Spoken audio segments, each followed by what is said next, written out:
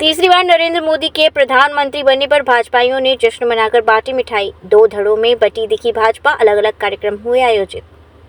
चित्रकूट में भाजपाइयों ने देश में लगातार तीसरी बार एनडीए की सरकार व नरेंद्र मोदी को प्रधानमंत्री बनाए जाने की खुशी में विजय दिवस मनाया। हालांकि ये कार्यक्रम 2 धड़ों में बटा दिखाई दिया, जहां 2 अलग अलग कार्यक्रम आयोजित किए गए। एनडीए ने तीसरी बार नरेंद्र मोदी को अपना नेता चुन लिया है, जो आज शाम 7:15 पर तीसरी बार देश के प्रधानमंत्री पद की शपथ लेंगे। इसको लेकर भाजपाइयों में उत्साह देखा गया। सुबह भाजपा जिलाध्यक्ष लवकुश चतुर्वेदी व जिला पंचायत अध्यक्ष अशोक जाटव ने भाजपा पदाधिकारियों के साथ विजय दिवस मनाया, तो वहीं शाम को मुख्यालय के धनुष चौराहे पर पूर्व मंत्री चंद्रिका प्रसाद उपाध्याय, पूर्व जिलाध्यक्ष चंद्र प्रकाश खरे, जिला उपाध्यक्ष आनंद सिंह पटेल व पदाधिकारियों ने जमकर जश्न मनाया। इस दौरान उत्साहित कार्यकर्ता ढोल नगाड़े में खूब नाचे और एक दूसरे को लड्डू खिलाकर बधाई दी। पूर्व मंत्री चंद्रिका प्रसाद उपाध्याय ने कहा कि देश के यशस्वी नेता नरेंद्र मोदी तीसरी बार प्रधानमंत्री पद की शपथ लेने जा रहे हैं। ये हम लोगों के लिए गर्व की बात है। भाजपा नेता आनंद सिंह पटेल ने कहा कि प्रधानमंत्री नरेंद्र मोदी ने 2014 से देश की कमान संभाली तो हमारा देश विश्व में हर क्षेत्र में अग्रणी रहा और राष्ट्रवाद की ओर अग्रसर हुआ है।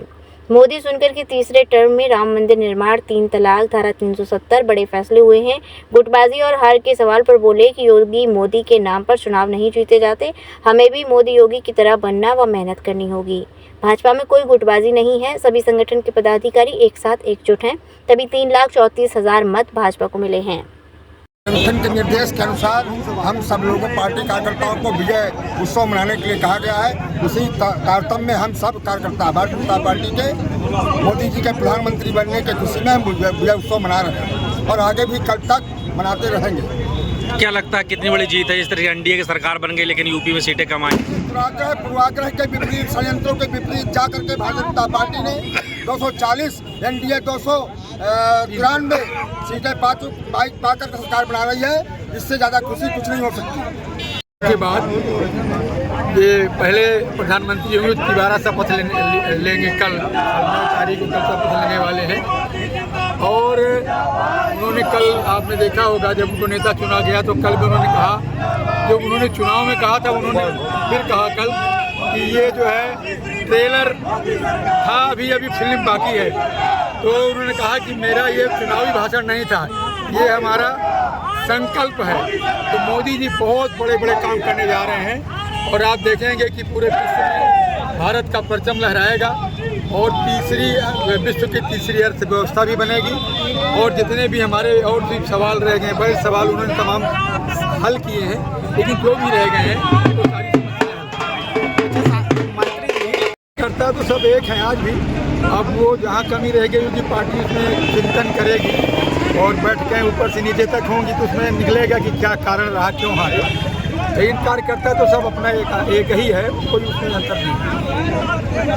देखिए, आज तो पूरे देश में बड़े ही उल्लास और हर्ष है कि जिस प्रकार से प्रधानमंत्री जी का 2 कार्यकाल रहा, कि जो मतलब पहले की परिस्थितियाँ 2014 के पहले जो परिस्थितियाँ थी इस देश में, सब लोगों को लगा कि अगर अब तीसरी बार प्रधानमंत्री जी बनेंगे तो निश्चित ही जो हमारा भारत विश्वगुरु था वो विश्वगुरु की श्रेणी में पहुँच जाएगा।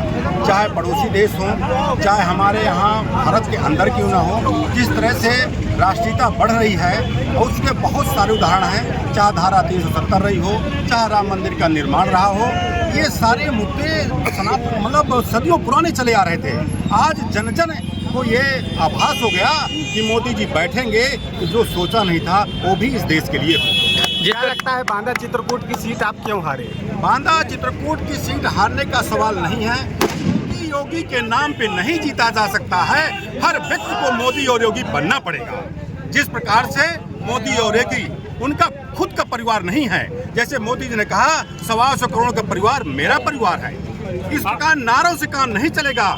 नेताओं को योगी और मोदी बनना पड़ेगा। लेकिन चित्रकूट में देखा जाए कि भाजपा में 2 गुट अब समझ में आने लगे। कल कार्यक्रम हुआ, आज यहाँ भी हुआ है। भाजपा जिलाध्यक्ष किन्हीं परिस्थितियों में हो सकता है बीमार हो, कहीं चले गए हों, आज उन्होंने तो ये कहा कि कार्यक्रम हो चुका था। कार्यक्रम अब वो कैसा हुआ, यह सारे कार्यकर्ता आपको दिख रहे हैं। इसके पहले जो हुआ होगा आप लोगों ने देखा होगा। आज मुझे नहीं लगता कि संगठन का कोई कार्यकर्ता यहाँ ना हो। सारे संगठन के कार्यकर्ता, पूर्व मंत्री और हमारे पूर्व जिलाध्यक्ष, मंडल अध्यक्ष, जिला उपाध्यक्ष, जिला महामंत्री, सारे कार्यकर्ता आज आपके सामने हैं। अच्छा, सांसद जी ने बूथ से लेके जिला कमेटी तक काफी आरोप लगाए हैं, उसके बारे में आपको क्या अब कहना है? देखिए, उनका कहना है, उनकी जुबान है, वो कुछ भी कह सकते हैं। भारतीय जनता पार्टी 3,35,000 के ऊपर यहाँ वोट पाई है। ये भारतीय जनता पार्टी के कार्यकर्ताओं की देन है। अच्छा, असली भाजपा ये वाला गुट है कि वो वाला गुट जो कल बनाया ये है? भारतीय जनता पार्टी में कोई गुट नहीं है। जहाँ संघ भारतीय जनता पार्टी में कोई गुट नहीं है। अगर भारतीय जनता पार्टी में कोई गुट होता तो 3,35,000 वोट नहीं मिलते यहाँ। उपल नर्सिंग होम, जहां आपको मिलती हैं विश्व स्तरीय चिकित्सकीय सेवाएं, आंखों की जांच, डेंटल सर्जन, आई केयर सेंटर आदि अन्य सुविधाएं केवल एक ही छत के नीचे। उपल नर्सिंग होम, जहां के प्रमुख डॉक्टर्स हैं विशाल उपल, डॉक्टर जयती उपल, डॉक्टर वीना उपल, डॉक्टर RK उपल। उपल नर्सिंग होम, शंकर विहार, बैंक कॉलोनी, मथुरा।